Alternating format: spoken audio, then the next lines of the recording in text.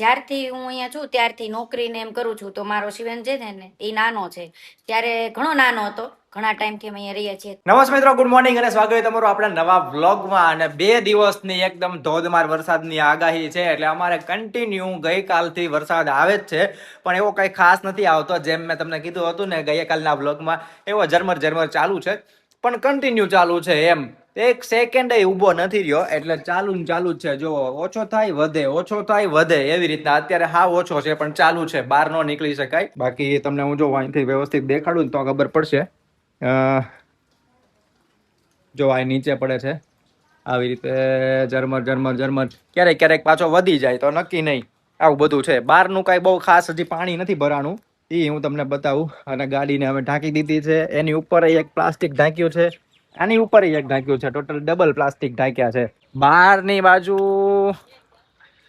ખાસ પાણી નથી. જે મેં એકવાર દેખાડ્યું હતું એમને અહીં સુધીનું પાણી આવી જતું હતું, પણ હવે આ વખતે એટલું બધું નથી આવ્યું, એટલે શાંતિ છે. ઝાડવાને બધાને મજા આવી ગઈ છે કે સરસ મજાનું વરસાદનું કુદરતી પાણી મળી ગયું ને, એટલે એકદમ આમ લીલા છમ થઈ ગયા છે ને એમ ખીલી ગયા ઝાડવા બધા. જો ફૂલ ફૂલ, વાહ ભાઈ વાહ. અત્યારે હું છે ને અંદર આવતો હતો ને, તો અહીંયા કીડીનો ઢગલો હતો, એકદમ આટલો બધો ઢગલો હતો ને. એ કદાચ કંઈક સફેદ સફેદ લઈને જતી હતી. હવે એનું કંઈક હશે કે ખબર નથી શું હોય.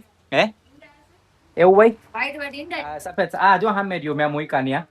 એટલે આટલી બધી હતી અને પાણીમાં અહીંયા છે ને નીચે તણાતી હતી. અહીંયા પાણી છે ને બધી જગ્યાએ, તો અહીંયા છે ને તણાતી હતી. જો હજી એક બે છે અહીંયા. હું તમને ઝૂમ કરું ને તો દેખાશે. જો એક અહીંયા છે, એક અહીંયા છે, એક અહીંયા છે, એવી રીતના એક અહીંયા છે. હવે આ તો કદાચ મરી જ ગઈ છે, એક હજી જીવે છે. જો એને લઈ લઉં, આવી ગઈ. અને આ બધી કીડીને મેં અહીંયા મૂકી છે. એ જો અહીંયા આ બધી મેં એકને આ વાઇપરમાં થોડીક લઈ લીધી. વાઇપર રાખ્યું ને એટલે વાઇપરમાં લઈ લીધી. આ જો સફેદ સફેદ લઈને જાય છે. પછી એ અમુક ડીશમાં રાખી લીધી, પછી અમુકને અહીંયા પાંદડામાં રાખી લીધી, અમુકને આ ચપ્પલમાં લઈ લીધી. એટલે બધી વસ્તુ અલગ અલગ છે ને, આમ કરી બધાને ઉપર અહીંયા મૂકી દીધા. એટલે અહીંથી એનો રસ્તો કરી લે છે. કેટલી બધી કીડી હતી જો તમને બતાવું. આ જો એનું બધું આ સફેદ સફેદ કઈક લઈને જાય છે આ કીડી. જોજો જો આવી રીતના ઢગલા બંધ હતી. આ બધાને ઉપર મૂકી દીધી. એને તો એમ થઈ ગયું હશે કે પૂર આવી ગયું, અને પૂરમાં જેમ માણસોને બચાવવા આવે એમ મેં કીધું હું કીડીને બચાવી લઉં. બધીને બચાવી લીધી. અને 2 દિવસથી સ્કૂલ કોલેજ બધામાં રજા છે, એટલે અમારે જો અહીંયા બધું અલગ અલગ સાધન સામગ્રી નીકળી છે રમવા માટેની. એનું આ કંઈક કઈ કીટ કહેવાય શિવેનાને? Educational solar robot. આ બર્થડે માં આપ્યું હતું ને ગયા વર્ષે? હા, હું ને મનીષા અમે લેવા ગયા હતા. હે આ બર્થડે હવે આવશે, આ બર્થડે મહિના પછી આવશે. એમાં તો હવે એના બેટ ને એવું બધું લેવાનું છે. આ વખતે ગઈ વખતે આવું બધું લીધું હતું, સાયન્સ કીટ ને આવું સોલાર કીટ ને એવું બધું અમે લાવ્યા હતા. અને આ બધું પાછું જોડે છે અલગ અલગ. ગયા હમણાં થોડાક દિવસ પહેલા એને એક આવું બનાવ્યો હતો સોલાર નું, ઓલું શું કહેવાય, આવું આવી જ ગાડી જો રહી ઉપર. આ રહી આવી ગાડી એક બનાવી હતી જયારે ઉનાળો હતો ત્યારે. પછી અહીંથી તડકો આવે ગાડી ચાલે, એવું બધું થતું હતું. અને બીજું ઉર્વી કમેન્ટ તો ઘણી બધી વાંચી છે, ઉર્વી વાંચી, એટલે મેં મચાવડાવી એને કે આવી રીતના બધાનું સજેશન છે કે મકાન શું છે કે લેવું હોય તો લેવાય, પણ ઠીકઠાક એમ લેવાય, વાંધો નહીં, પણ રહેવાનું અહીંયા. એમ તો શું કેવું તારું?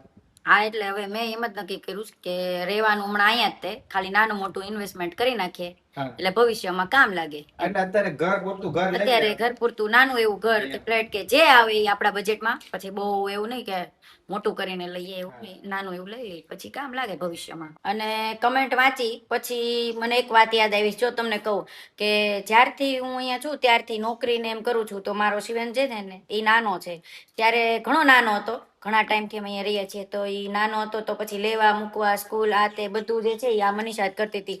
એટલે મારે થોડી શાંતિ હતી કે મારે એ જવાબદારી નહોતી આવતી. ઓલું શું થાય, એકલા રહેવા જઈએ તો એ જવાબદારી આવે. વાત તો સાચી છે. એટલે નક્કી કર્યું કે હવે અહીંયા જ રહેવાનું છે. પણ બીજો ફાયદો એ થયો કે અમે અહીંયા છીએ ને, તો અમારા શિવેન નાનો હતો ને ત્યારથી તેને વિડીયો બનાવતા નહીં આવડી ગયો. એની ચેનલ બનાવી દીધી ભાવીને.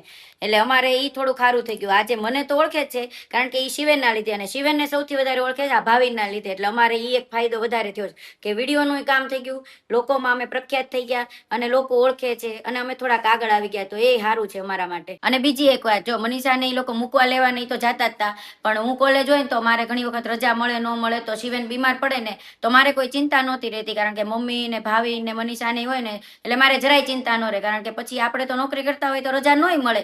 અને બીજું કે હું આવું ને એ પેલા શિવેન આવી જાય, તો શિવેન આવે એટલે ભૂખ્યો થાય, આ છે તે છે, તરસો થાય, જે કાંઈ પણ હોય તો એ બધી જરૂરિયાત ઈ લોકો પૂરી કરતા હતા કે ભાઈ હાલો ગરમ ગરમ જમવાનું આપી દે ને સાચવે ને જે જોઈએ એ કરે. કદાચ હું શિવેન ને ખીજાઈ જાઉં પણ એ કોઈ દી ન ખીજાય, એમ એટલું સારું છે, મારે એટલો સપોર્ટ છે. એટલે તમારી વાત સાચી છે કે આપણે ભેગા રહીએ તો વધારે સારું છે. એટલે કે તમે જે બધા સજેશન આપ્યા ને એટલે એમ થયું કે ના ના વાત સાચી છે.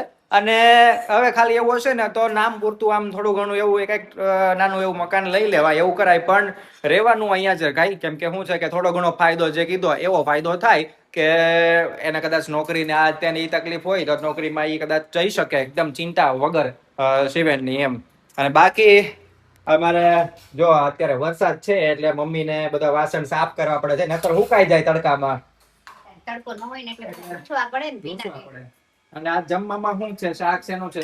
આજે છે પરવર બટેટા અને બીજું કાંઈ? પરવર બટેટા, સીવ હાટું મઠ, દાળ ને ભાત. ને ટાઈમ થઈ ગયો છે રોટલી બનાવવાનો, પણ આપણી રોટલી તો અડધી કલાક રહીને બનશે. અને હા જો હા એક મને સારું એવું સજેશન મળી ગયું છે, અને એ મને જાણવા મળ્યું, મને નહોતી ખબર કે હું જે ઓલી ઘી વગરની ખાઉં છું રોટલી એનાથી આયમ્બિલ નો મને લાભ મળે. એટલે હું કદાચ કેટલા વર્ષથી, આપણે 1.5 વર્ષથી ખાઉં છું.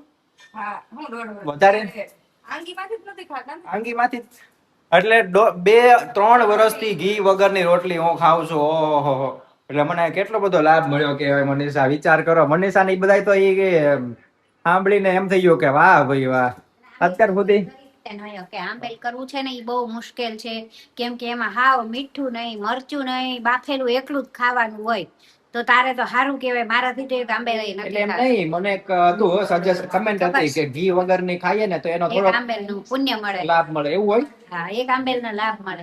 તો મારે કદાચ 3 વર્ષ ઉપરથી હું આ ઘી વગરની રોટલી ખાઉં છું, એટલે સારું કહેવાય. મને આજે હમણાં ખબર પડી, 2 દિવસ પહેલા જ એ કમેન્ટ વાંચી, એટલે થેન્ક યુ ઈ જે કમેન્ટ તમારી છે અને મને ખબર પડી, મને જાણ થઈ એના માટે. અને વરસાદ પડે છે ને હવે તો ઠંડી એકદમ થઈ ગઈ છે, ઠંડક સરસ મજાની થઈ ગઈ છે. હવે તો અમે 5 ઉપર પંખો જે રાખતા હતા ને તે અમે 3 ઉપર ને 4 ઉપર રાખવા માંડ્યા છીએ. ક્યારેક જરૂર પડે તો 4 ઉપર, જરૂર પડે તો 3 ઉપર, એવી રીતના.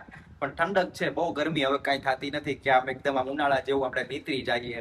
એટલે હવે કુલરની બહુ કાંઈ ખાસ જરૂર છે નહીં, અને મૂકી દઈએ. આમાં હજી પાણી ભર્યું છે એટલે સૌથી પહેલા તો પાણી ખાલી કરવું પડશે, તો પાણી ખાલી કરી દઈએ અને પછી એને પેક કરી અને સરસ મજાનું મૂકી દઈએ. આની પ્લાસ્ટિક ને એવું કંઈક હશે.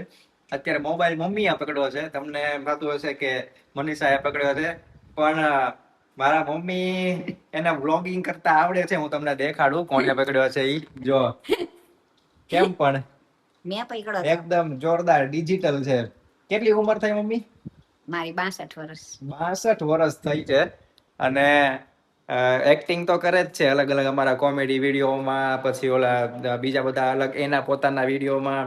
પણ સાથે સાથે આવી રીતના મોબાઈલનું કંઈક શૂટ લેવું હોય ને, ક્યારેક મારું મનીષાનું કંઈક એવું કંઈક સીન લેવાનો હોય વિડીયોમાં, તો એ મમ્મી મોબાઈલ પકડે.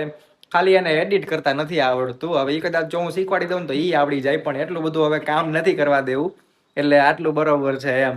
અને અત્યારે મનીષા શું છે કે એના ટ્યુશન વાળા છોકરા આવી ગયા ને તો એ કામમાં છે, એટલા માટે. નતર મનીષા પકડે છે જાજા ભાગે, પણ અત્યારે શું છે કે મમ્મીના હાથમાં હતું. હવે મમ્મી આ ખાલી કરી દઈએ આપણે, હાલો ખાલી, અને પછી આને પેક કરીને આની પ્લાસ્ટિક હશે આનું એનું પ્લાસ્ટિક અને પછી પહેરાવી દઈએ એટલે આનું કમ્પ્લીટ થાય અને આનું પૂરું. હવે આવતા ઉનાળે આને આપણે કાઢશું, ત્યાં સુધી પૂરું.